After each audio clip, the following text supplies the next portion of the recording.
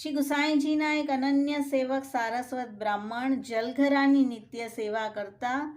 તેમના પુત્રનું નામ તુલસીદાસ હતું અને તુલસીદાસ આપના અત્યંત કૃપાપાત્ર હતા.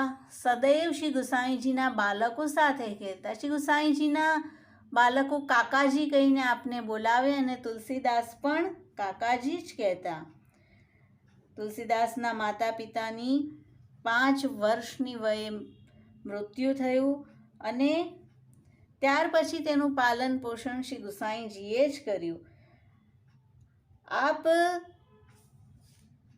તેમને 8મા પુત્ર તરીકે જ ગણતા અને લોકમાં પણ તેવું જ પ્રચલિત થયું. અને જ્યારે 7 પુત્રોને 7 નિધિ માથે પધરાવી આપી ત્યારે તુલસીદાસ ઉદાસ થઈ ગયા અને શ્રી ગુસાઈજીએ તેમના માથે શ્રી ગોપીનાથજી ઠાકોર પધરાવી આપ્યા અને તેમને આજ્ઞા કરી કે સિંધ દેશમાં જઈ આ પુષ્ટિ સંપ્રદાયનો પ્રચાર કરો. તેમને પણ નામ આપવા સુધીની આજ્ઞા હતી. અને ફરીથી જ્યારે શ્રી ગુસાઈજી અથવા તેમના બાળકો પાસે તે જીવ આવે ત્યારે પુનઃ નામ અને બ્રહ્મ સંબંધ દીક્ષા થતી.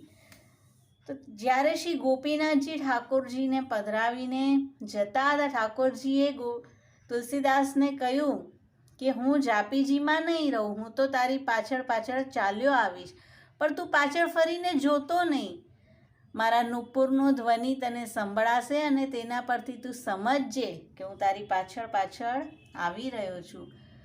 અને માર્ગમાં જ્યારે શ્રી ઠાકોરજી ઊભા રહી જાય અને પછી ત્યાં જ મુકામ કરતા. ક્યારેક ક્યારેક શ્રી ઠાકોરજી બાલવત કોઈ સામગ્રી વગેરેની જીદ કરતા અને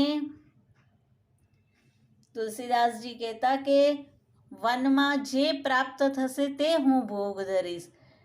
તો પણ જો શ્રી ઠાકોરજી જો હઠ કરે તો તુલસીદાસ કહેતા કે હવે તો હું શ્રી ગુસાઈજીને જ કહી દઈશ. અને શ્રી ઠાકોરજી કહેતા ના ના, મારા શ્રી ગુસાઈજીને કાંઈ નહીં કહેતો, જે પણ ભોગ ધરીશ હું પ્રેમથી આરોગીશ. તો શ્રી